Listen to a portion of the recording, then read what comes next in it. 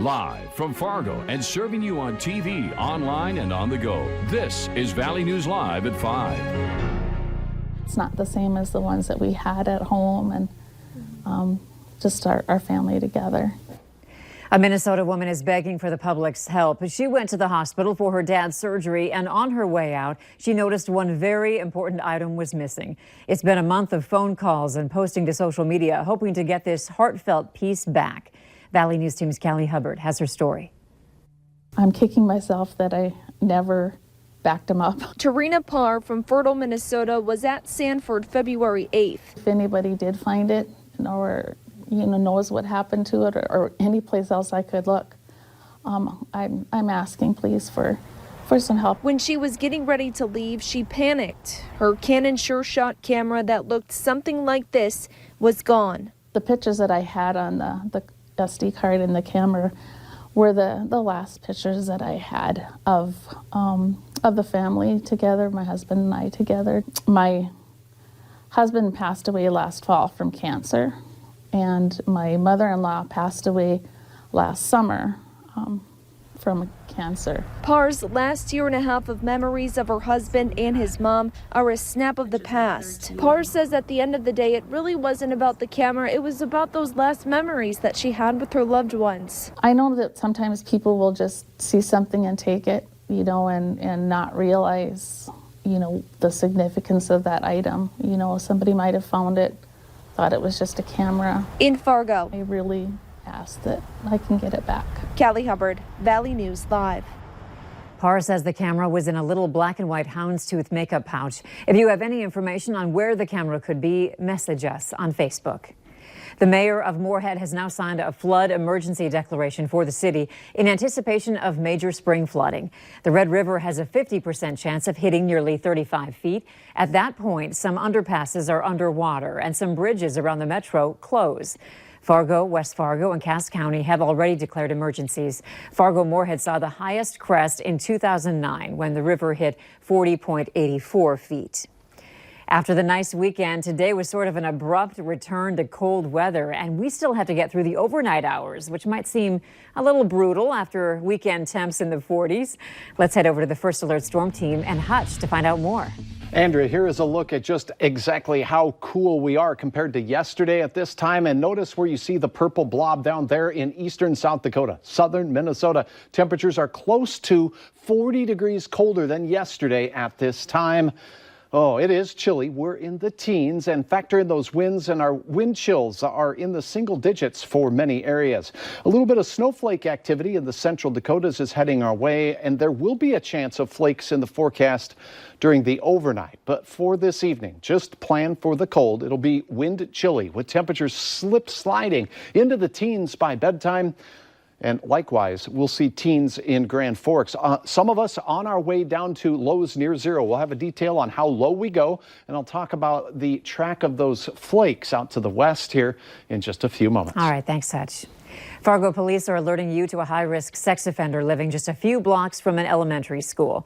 57-year-old Daniel Shern will be living at 1418 First Avenue South. That's close to Jefferson Elementary. He's been convicted of forcing a 7-year-old girl to sexually touch him.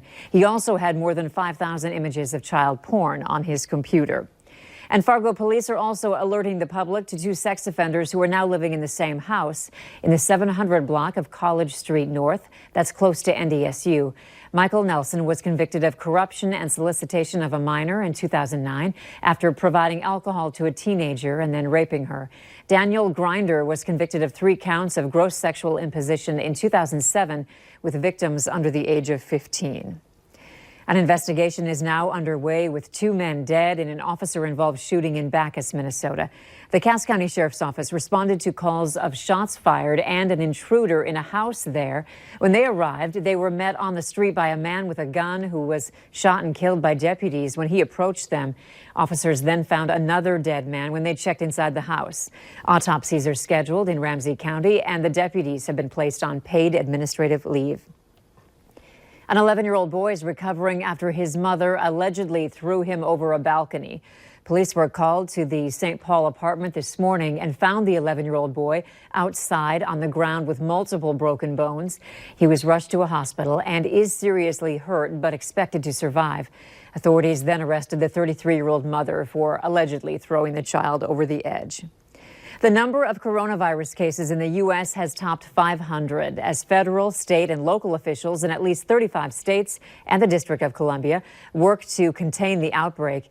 And now a cruise ship carrying people with the virus has finally reached land. Skylar Henry reports from the White House. Passengers aboard the Grand Princess cruise ship docked in Oakland, days after being held off the coast amid a coronavirus outbreak.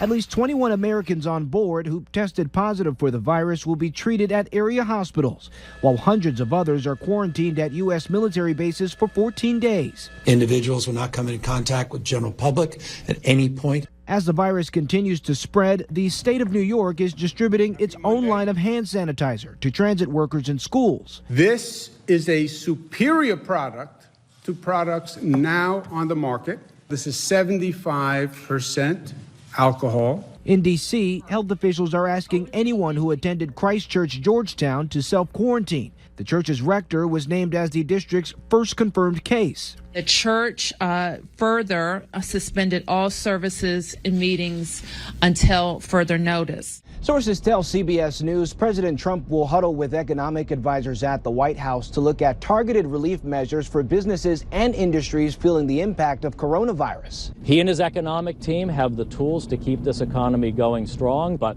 the public health and protecting the American people is the #1 priority for all of us. For now, the State Department is warning Americans not to travel by cruise. It's our responsibility to protect the vulnerable. When I say protect, I mean right now, not wait until things get worse. Federal health officials say a majority of state and local health labs in all 50 states are now equipped to test for coronavirus. Skylar Henry, CBS News, the White House. At least 26 people in the U.S. have died of coronavirus. Worldwide, the outbreak has killed close to 4,000 people. And Governor Tim Walz responding again today after news that another person is now confirmed with COVID-19 in Minnesota. The Minnesota Department of Health says the infected person is a Carver County resident in their 50s who was likely exposed to COVID-19 while traveling in Europe. The patient developed symptoms on March 2nd and received care on March 7th. Their test was sent to the public health lab and came back positive Sunday afternoon. Feels like there's a sense of urgency around this, but I don't think I'm telling anybody anything they don't know. Is we got behind the curve on these testing kits. That's why you're going to start seeing more cases show up now. I think here in Minnesota, we've got what we need. We're doing the testing. They're ongoing. North Dakota state health officials are currently monitoring 7 people, 4 of which have tested negative for the virus. And more than 24 people are charged with doping racehorses to make them run faster, too fast for their health, according to federal prosecutors in New York. They're blaming unbridled greed for the practice of doping horses. The allegations of doping include Maximum Security, seen there winning the Saudi Cup last month, with federal prosecutors pointing a finger at his trainer.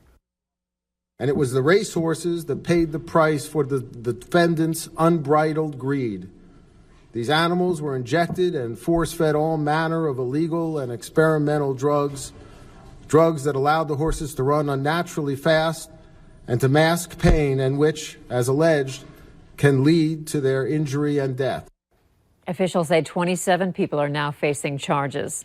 The largest St. Patrick's Day parade in the world is now canceled because of coronavirus. Dublin is canceling its parade because of fears over the coronavirus spreading. It is the latest Irish city to scrub the event because of the outbreak. In addition, many upcoming high-profile events in Dublin have been canceled for the same reason.